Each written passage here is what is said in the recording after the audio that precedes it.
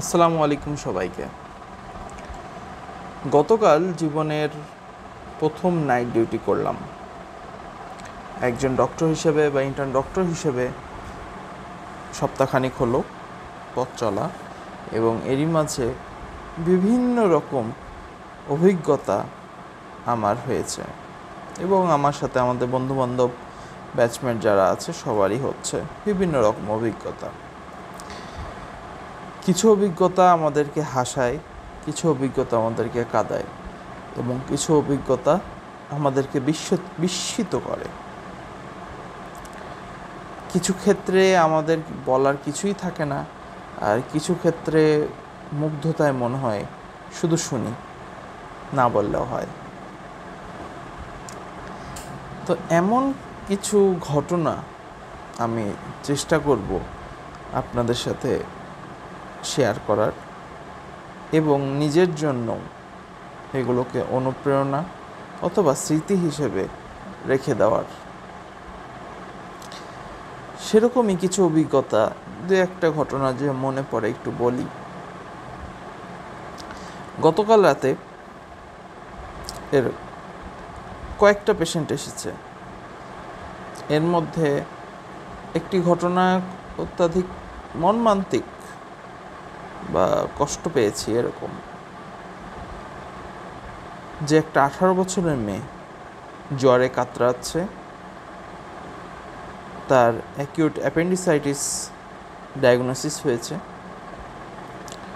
জ্বর আসছে বারবার, শরীরে গা ব্যথা, পেট ব্যথা। তাকে আমরা যথাসাধ্য চিকিৎসা দিচ্ছি, সামনে তার অপারেশনও হবে। এমত অবস্থায় শুনতে পেলাম মেয়েটি বিবাহিত, তবে সাথে আছে মেয়েটির মা এবং বাবা। মেয়েটির মা সারা রাত ঘুমায় না। কিছুক্ষণ পর পর মেয়ে যদি জ্বর আসে তাহলে আমাদের রুমে এসে বলে যে স্যার মেয়ের জ্বর আসছে, পেট ব্যথা করছে, অস্বস্তি ফিল করছে, ইত্যাদি ইত্যাদি। তো বিরক্ত হওয়ার কোনো কারণ নেই। কোনো একটা মানুষ কষ্ট পাচ্ছে জন্যই আমাদের কাছে আসে, এবং আমরা যথাসাধ্য চেষ্টা করছি তাদেরকে সাহায্য করার। সুস্থতার দানকারী মালিক মহান আল্লাহ তাআলা। আমরা আমাদের জ্ঞান এবং সাধ্যমতো ওষুধ বা পথ্যের সাহায্যে যেভাবে সাহায্য করা যায় আমরা অতটুকুই করতে পারি। তো আমরা যাচ্ছি এরকমভাবে। মেয়েটির সাথে বিভিন্ন রকম কথা বলার পর বা তার বাবা মার সাথে কথা বলার পর জানতে পারলাম মেয়েটি বিবাহিত, এবং তার মেয়ের বাসা থেকে, শ্বশুর বাসা থেকে এ পর্যন্ত একজনও দেখতে আসে নাই।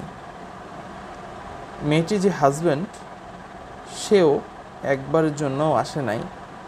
উপরন্তু মেয়েটির মাকে ফোন দিয়ে বলছে এমন মেয়ের সাথে বিয়ে দিলেন যে শুধু অসুস্থই থাকে, এবং আমি এই বিয়ে রাখবো না, বা রাখবো যদি আমাকে 5 লাখ টাকা দেন।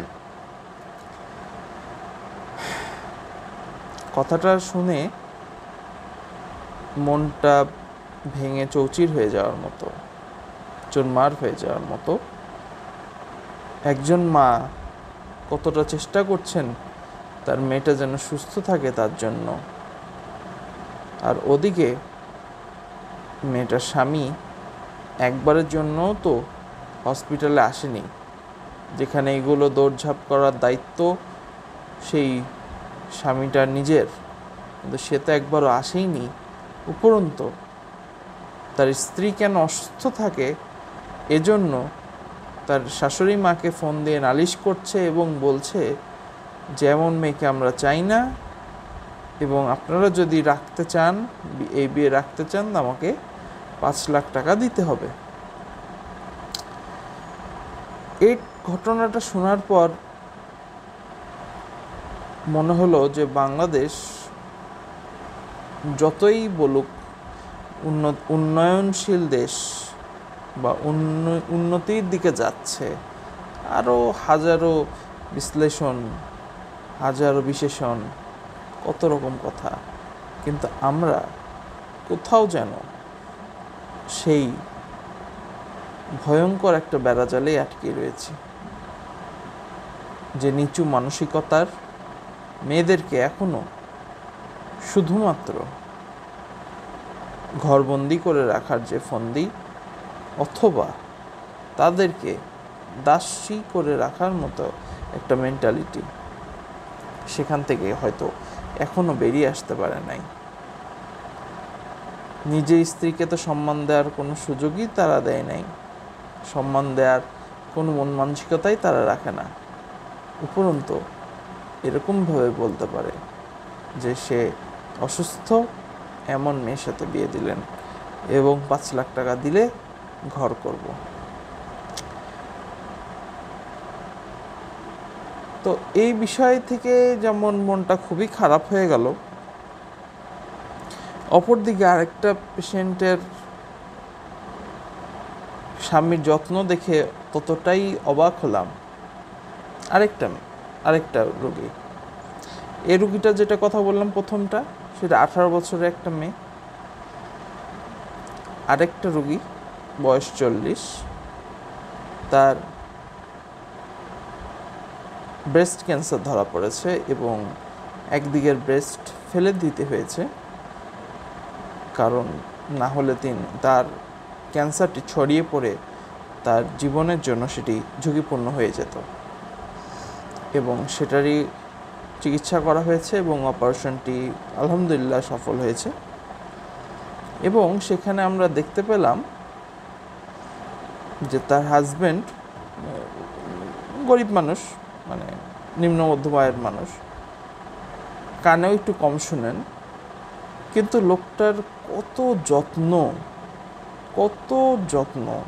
এখন কত যত্ন দুবার বললাম, কারণ আমি দেখেছি মানুষটার সেবা করায় তিনি বিন্দুমাত্র কার্পণ্য করছেন না।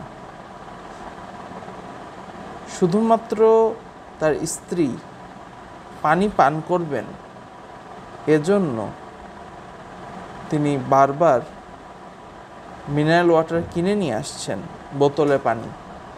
আপাত দৃষ্টিতে মনে হতে পারে যে পানি কিনে নিয়ে আসছে, এটাকে এত বাড়িয়ে চাড়িয়ে বলার কি আছে, কিন্তু বিশ্বাস করেন তাদেরকে তো আমি দেখছি, তারা হয়তোবা প্রতিটা টাকা ভেবে চিনতে খরচ করা মানুষ। তাদের কাছে কিন্তু বাসাতে থাকলেও কখনো হয়তোবা একটা ড্রিঙ্কস কিনে এনে খাওয়া বা কোনো খরচ, যেটা আমরা খুব সহজে করতে পারি, তারা সেভাবে করতে পারে না। তো সেখানে তার স্ত্রী যখন অসুস্থ, একটি অপারেশনের মধ্যে দিয়ে গেছে, সে মানুষটা তার সাধ্য যতটুকু সবটা দিয়ে চেষ্টা করছে, এবং পানি কিনে এনে তার স্ত্রীকে দিচ্ছে। আমাদেরকে যখন জিজ্ঞেস করলো যে স্যার পানি এনে দিচ্ছি, এতে সমস্যা হবে কি না, বা কিভাবে পানি দিব, আমি বলছি আপনার পানির তো দরকার নেই আপনার কিনে আনার, আপনি টিউবওয়েলের পানি খাওয়ান। তো উনি বলছে ওই পানি খেলে কি আবার যদি সমস্যা হয়, মন ছুঁয়ে যায়।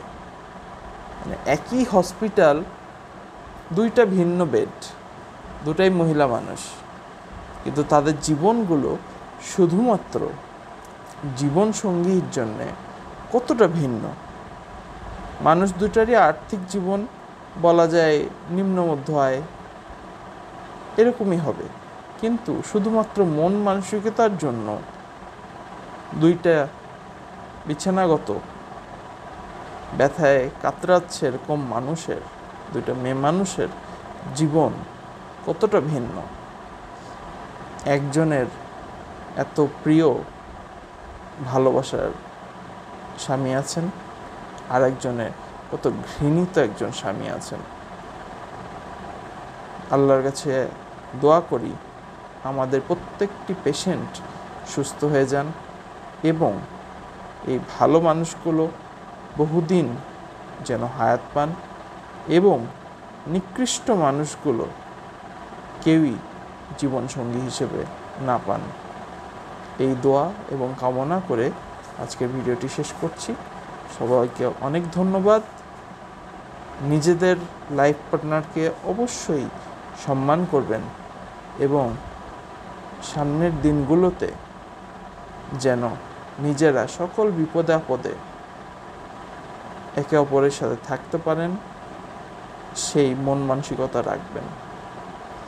যদি কারো মনের মধ্যে মনে হয় যে না এখনও অমানসিকতা রয়েছে, মানুষ হিসেবে নিজের লাইফ পার্টনারকে গণ্য করতে ইচ্ছা করে না, তার উচিত সেখান থেকে বেরিয়ে এসে একটু মানবিক হওয়ার।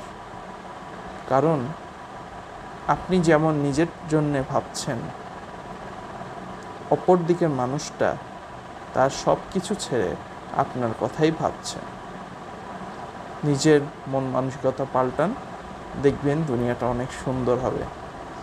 সবাই দোয়া রাখবেন। আসসালামু আলাইকুম।